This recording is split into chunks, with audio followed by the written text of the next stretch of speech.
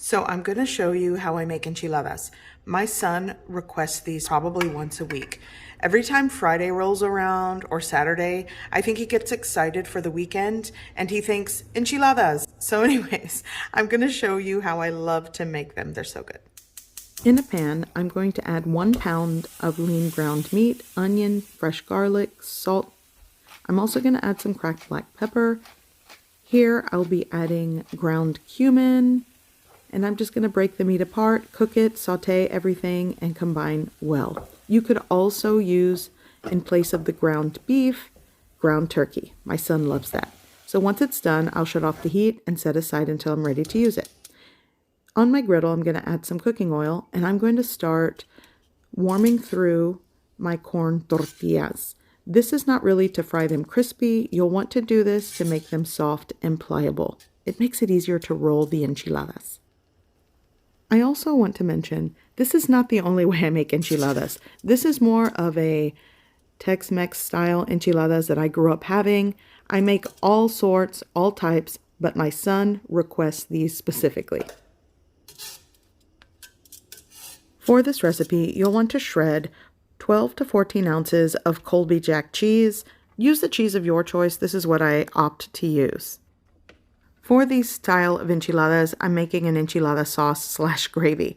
I've added 3 to 4 tablespoons of cooking oil, a variety of spices. It's a chili spice blend. Here I'm adding 4 tablespoons of all-purpose flour. I'm going to create this roux, and now I'm going to add 2 cups of water. I will list in the description below the ingredients used for this chili gravy. This is what makes it Texas style, other than we're baking it in the oven. You either love these enchiladas or you hate them. These style of enchiladas are not authentic to Mexico, but something that is from Texas.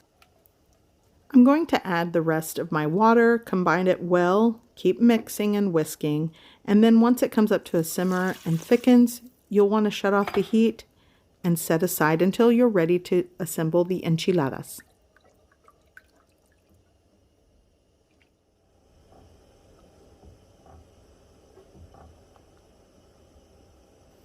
I'm working with a 9 by 13 baking dish. I'm going to add just a little bit of the sauce on the bottom, and then I will dredge the corn tortilla, spread it around, add the beef, some cheese, and then you tightly roll the enchiladas.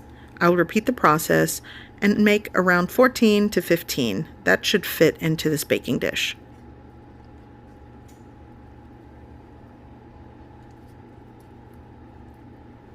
Now that they are assembled, I'm going to pour the rest of the sauce all over the top of the rolled enchiladas, and I'll spread it around evenly as possible. I find the best ratio for sauce to rolled enchiladas is 2 cups of sauce to about 14 to 15 rolled enchiladas.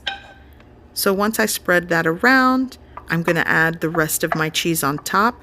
I'll cover with aluminum foil, and I'm going to bake it in a 400-degree oven for about 30 to 35 minutes.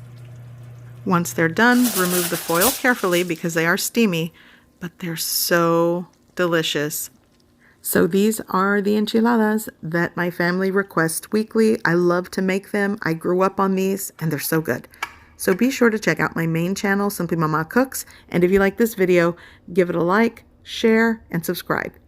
And I'll see you in the next one.